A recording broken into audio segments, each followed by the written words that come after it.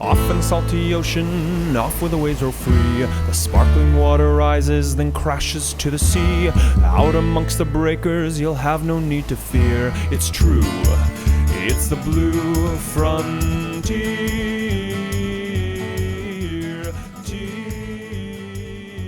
Welcome to a new episode of Rising Tide, the Ocean Podcast. This is David Helvarg, and my co-host is Vicki Nichols Goldstein of the Inland Ocean Coalition, which is a voting bloc if you think about it. We like to think of it that way, too. Today, we're talking about the ocean and the elections with Mark Spalding, the president of the Ocean Foundation. Mark's an expert on international ocean law and policy, and also deeply involved in the blue economy and understanding the impact of politics on our public seas and communities. So today's blue news you can use is that there's an election coming up in less than 6 weeks that's going to have a huge impact on our coasts and oceans and our lives from sea to shining sea. Let's just jump into our conversation. Mark, why do you think neither the Harris-Walz campaign or the Trump-Vance campaign's really spoken about climate change or ocean-related environmental issues to date? So, David, thanks for inviting me, first of all. And according to the Environmental Voter Project, environmentalists don't vote. 8 million skipped the last presidential election. 13 million skipped the midterm election in 2022. The League of Conservation Voters doesn't score ocean votes for us in the ocean community, and the Ocean Champions Group has been disbanded. Climate-motivated voters make up 37% of registered voters, 60 million people, but they're not consistent voters either. So why should either campaign talk to them? They're making this election about women's rights, abortion, democracy and voters' rights, freedom versus authoritarianism, price gouging, income disparity due to neoliberal policy, diversity, equity, inclusion, justice, and access versus white Christian nationalism, and about a prosecutor against a criminal. If we want to talk about the election in the context of climate and environment, there's a lot to say. There is a lot to say. We really need to start talking about this very important component. And also, we don't have a direct democracy like a lot of nations. We have this electoral college, so our 40 million votes here in California means much less than Arizona's or Pennsylvania, where Harris is very insistent that she's for fracking after an earlier period when she was against it. So energy issues aren't national, they're local, and perhaps ocean issues as well. I was looking through YouTube today at some direct quotes that are confirmable from Harris and from Trump. So let me just read you a few. This is from Harris last year addressing a NOAA gathering in Florida. He said, "Natural infrastructure, which reduces the impact of storm surges and hurricanes, is really important, and that natural infrastructure is often more effective than concrete barriers and retaining walls. In the Gulf of Mexico, we'll restore oyster reefs. That'll not only diminish the impact of tropical storms and hurricanes and clean our oceans by filtering out polluted runoff from our cities. It all makes sense and it works. It's very doable. And that's why I'm optimistic about all this. This is the day she was announcing $562 million for coastal restoration. So clearly she knows her stuff. 2 quotes from Donald Trump this year. One's, "I make this pledge to the great people of America. We will drill, baby, drill. We will do it at all levels no one's seen before. We'll pay off our debts and lower taxes this way." So we know where he's going to be on offshore drilling. On offshore wind, never understood wind. Tremendous amounts of fumes and everything, whether it's made in China, Germany. They make them and put them up. And if you have any windmills near your home, congratulations, your house just went down 75% in value. Windmills are also causing whales to die in numbers never seen before. Nobody does anything about it. Windmills are driving them crazy. They're driving the whales, I think, a little batty. Total contrast. One person who seems to know what they're talking about and the other person who doesn't know what they're talking about at all. We know that Trump, when he was president before, withdrew us from the Paris Agreement. We know that his former administration members are behind Project 2025, which calls for further withdrawals from international agreements related to climate and the environment. Project 2025 dismantles NOAA, which is about how we monitor our weather, including hurricane warnings. The National Oceanographic and Atmospheric Administration. It deals with They say weather, is, fisheries, and all of our ocean and atmospheric research. It also calls for the dismantling of the Environmental Protection Agency. It reduces funding for renewable energy. It ends all kinds of programs that address climate change. But perhaps as insidious as anything, it calls for firing independent, nonpartisan civil servants and replacing them with loyalists to Trump. This is a recipe for environmental and climate disaster.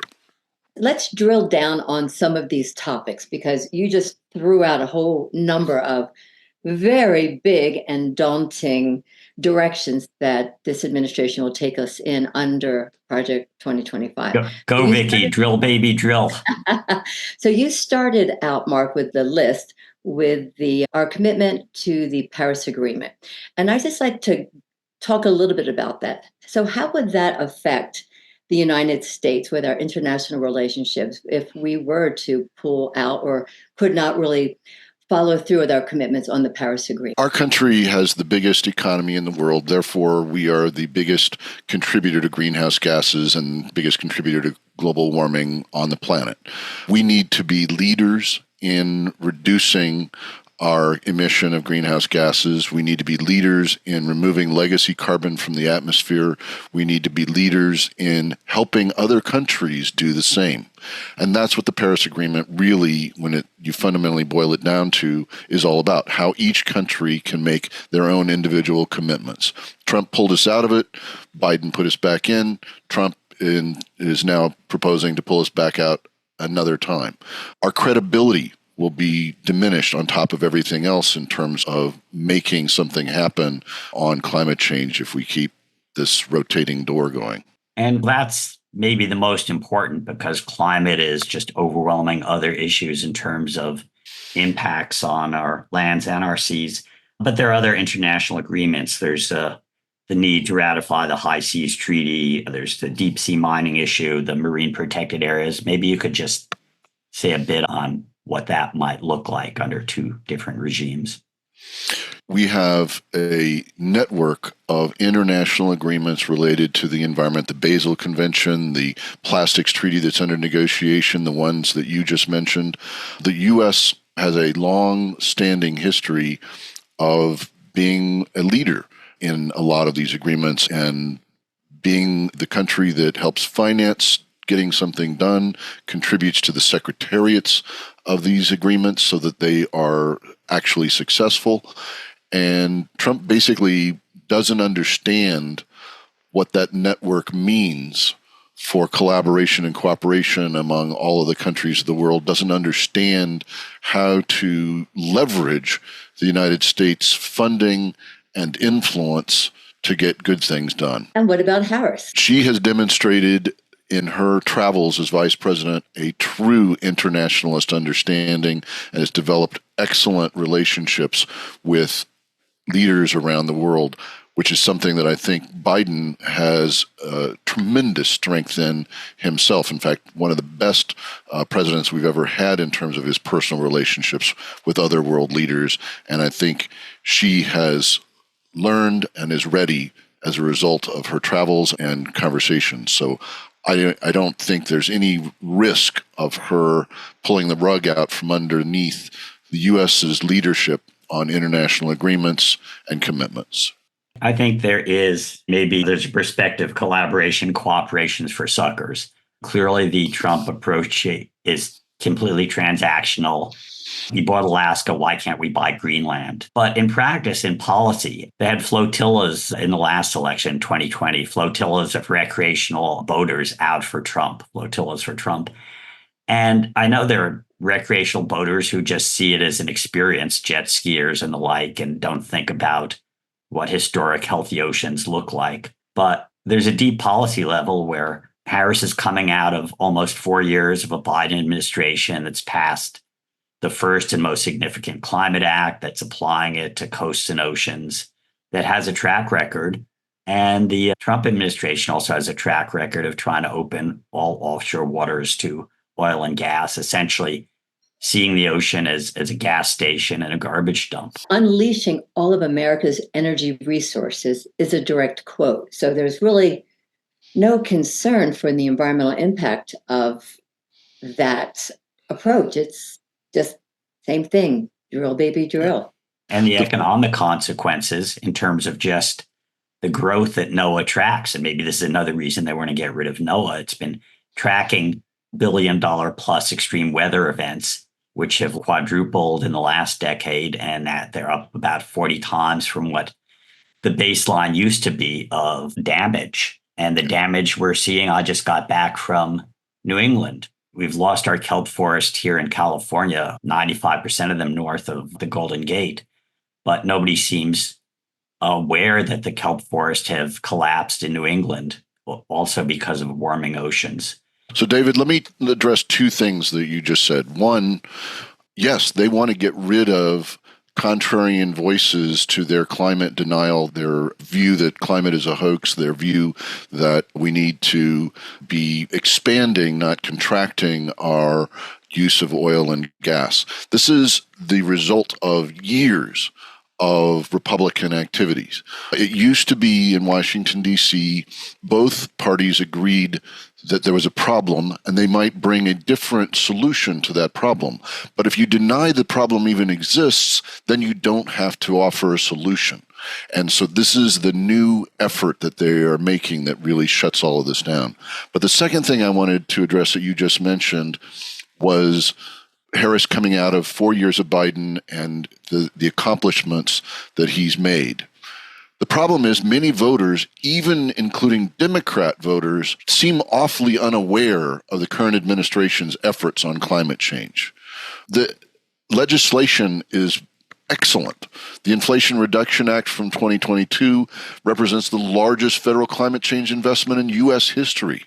It has tax credits for households to reduce energy costs, funding for cleaner energy production, incentives to lower carbon emissions. The Infrastructure and Investment Jobs Act also includes a bunch of climate provisions. We can also list off executive actions and other things that have been done by this administration.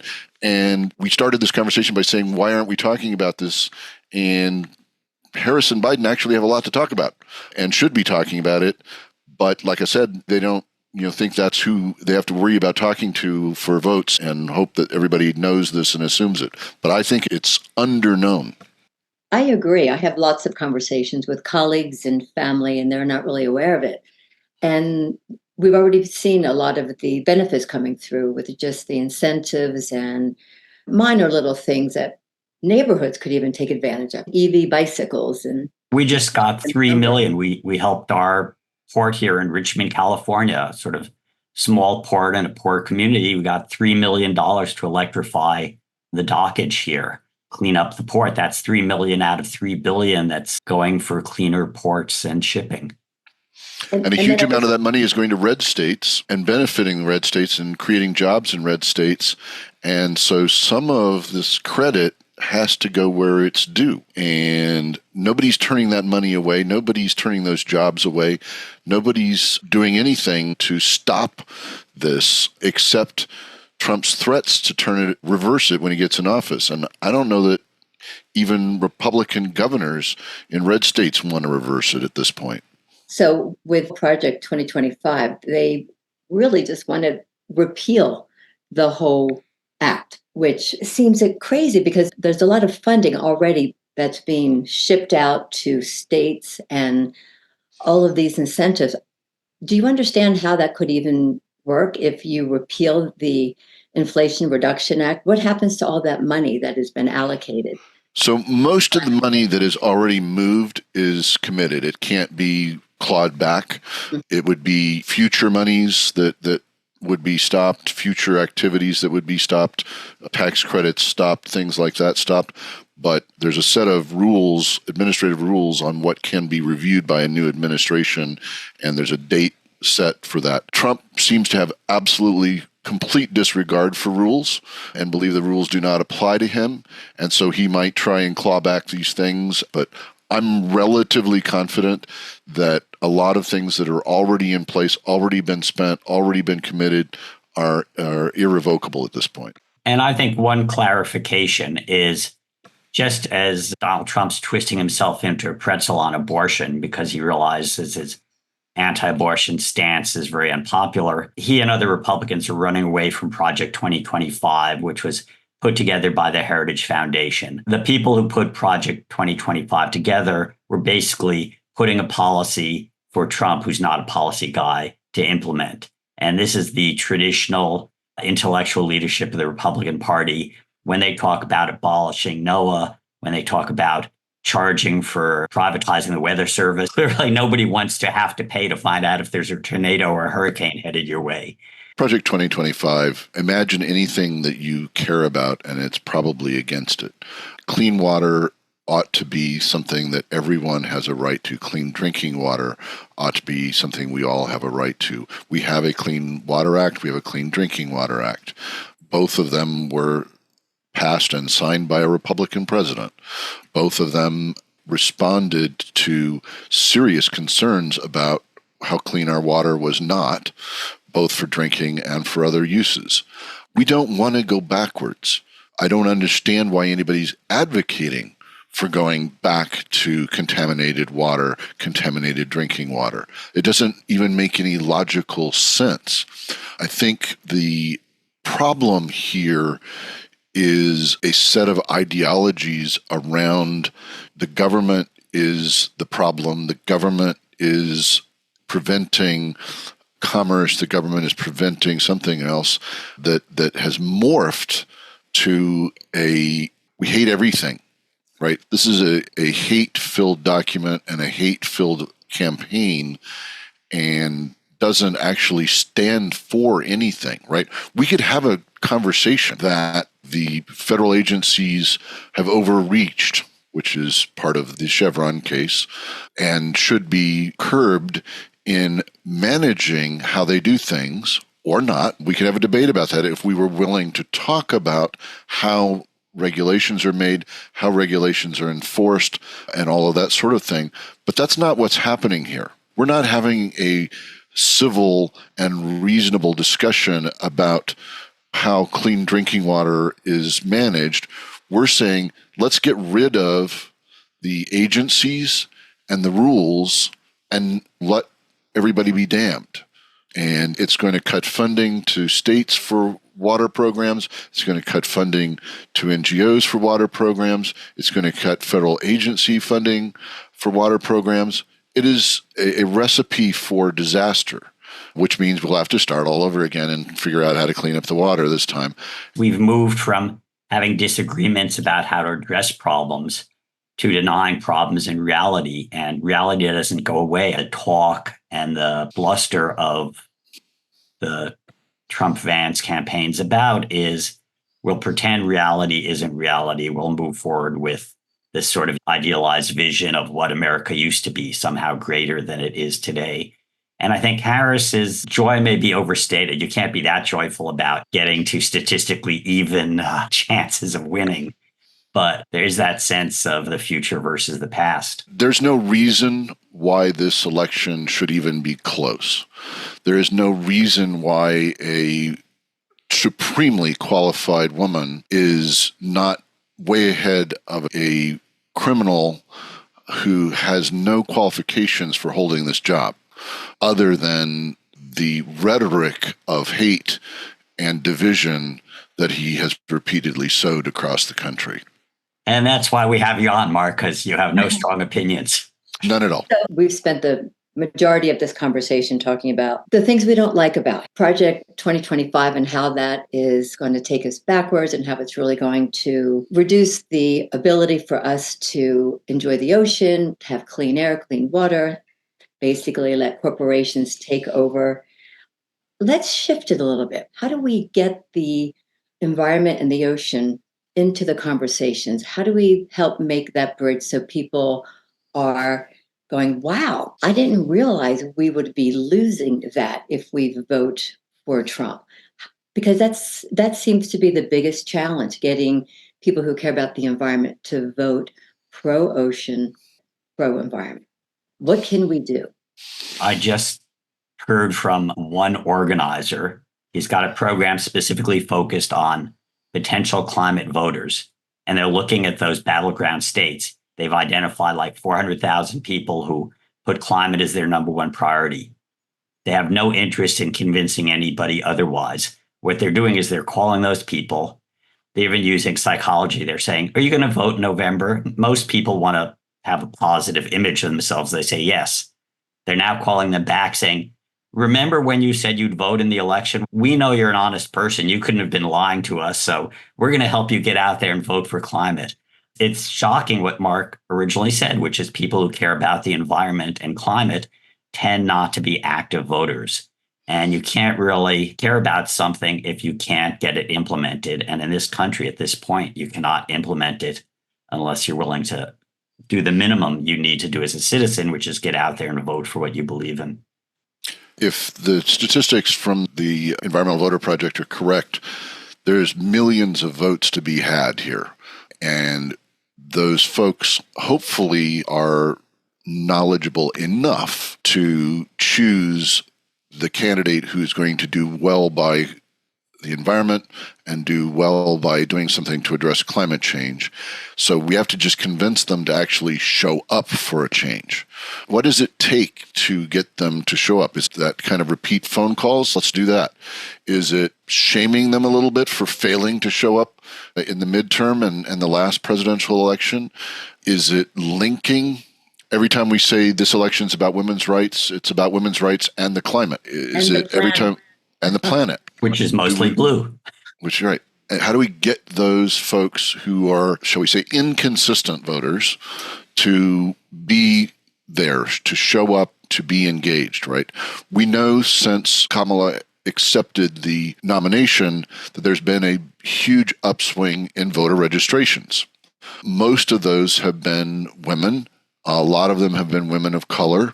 There's a lot to be said for getting women to turn out, given the draconian women approach, reversals for women that is draconian in Project 2025, to get those folks to show up. What's the equivalent for those who are motivated to vote for addressing climate change? What do we do? What do we say to them? We can talk about the record of the Biden-Harris administration. We can talk about the threats from Project 2025. That'll probably carry us a little bit, but knowing is not sufficient, right? I know that I should eat less and exercise more, but that doesn't mean I do it. We need to actually change behavior. We need people to get off of their chair and go show up and vote, or ask them why they're not doing it. I just don't think that the major media outlets are even touching on these topics. And I'm wondering, what could we do? A big collaboration with lots of the folks in the ocean world, the scientists and the nonprofits, to say, I know. Get some coverage on CNN about how important the ocean is to this election, or maybe we could do a podcast. What a great idea. It's true. There's, on the one hand, there's actual ocean policy that's there that people don't know about. On the other hand, Trump has this weird abhorrence of sharks, and Vance, as VP, is into dolphin porn. If you don't believe me, Google it. That's interesting. It's something we have to, it's a horse race. That's how the corporate major media are covering it. But there's a lot of other media out there. We're one voice in the wilderness, but it's a wilderness worth protecting. And I think we have to reach out. And I know somebody who's instinctually pro-Trump, but he's also an ocean guy, and he understands he can't really vote for a guy who wants to open it all for offshore drilling and tear down offshore wind. This will be out in September. We got to talk to everybody we know who expresses interest in the environment and say it's a survival issue at this point, where we signed on to a treaty that said we can't go above 1.5 degrees Celsius or we're already overshooting.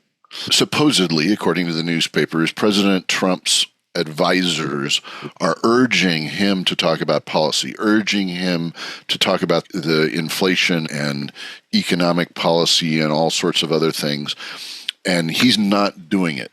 He is a feral animal who's trapped in a corner, and his instinct is to try and undermine Harris by insult.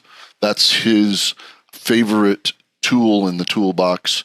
He wields it constantly, and he can't stay on message in a policy conversation. Harris, meanwhile, is very willing to talk about policy, but the list that I started this conversation with are things that are more front of mind for voters, seem to be carrying the day: women's rights, abortion, democracy, etc. So she's talking about those. We can add to this conversation by pointing out that they're not talking about the environment. They're not talking about climate. I think summer in U.S. world history. Exactly. I do think the media does us a little bit of disservice, right? In the Democratic National Convention and the acceptance speeches, Kamala did mention climate change and did talk about it as an issue, but she only mentioned it once. So instead of celebrating that a presidential nominee talked about climate change in their acceptance speech, we said, oh, this is terrible. She only mentioned it once. We're not doing ourselves any favors. The media is not doing us any favors by diminishing the issue by calling out how little it's mentioned rather than celebrating when it is mentioned. And that's part of our problem. We're all doing our part to bring this topic around and out, and I guess we'll continue to do stress. Maybe we can all write a letter to the campaign. And we all just have to report the science. Science isn't partisan. I think part of the media problem is they think if they report extreme weather, but they're afraid if they link it to climate, they'll be seen as partisan because one of our two major parties is denying the science. That's not the way you report. That's not good journalism. Sometimes good journalism is just having conversations like this and hoping that people who are listening will do the minimum, which is vote for the coast, vote for the ocean, and talk to others who care about our survival from sea to shining sea. And who doesn't love the ocean? Just bringing the ocean into the conversation. So many ways that we can protect the ocean. Take that positive approach. And with that, I want to thank you, Mark Spalding, president of the Ocean Foundation, for being on the Rising Tide Ocean podcast. Thanks for having me. I enjoyed it very much. Thank you. Rising Tide, the Ocean podcast, is a production of Blue Frontier, co-hosted by Blue Frontier's David Helvarg and Vicki Nichols Goldstein of the Inland Ocean Coalition, with production support from Holden Hardcastle of Fluid Studios, Natasha Benjamin, and Nick Paz, and editing services provided by Charles Landon of Studio Cape May. You can find Rising Tide at bluefront.org or on Apple, Spotify, or wherever you download your podcast. And don't forget to recommend the Rising Tide Ocean podcast to your friends and other ocean lovers. Off in the salty ocean, off where the waves roll free. The sparkling water rises, then crashes to the sea. Out amongst the breakers, you'll have no need to fear. It's true, it's the Blue Frontier.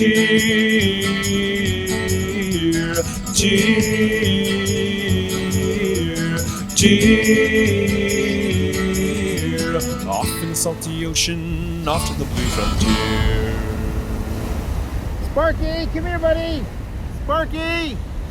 There you are. Good boy, Sparky.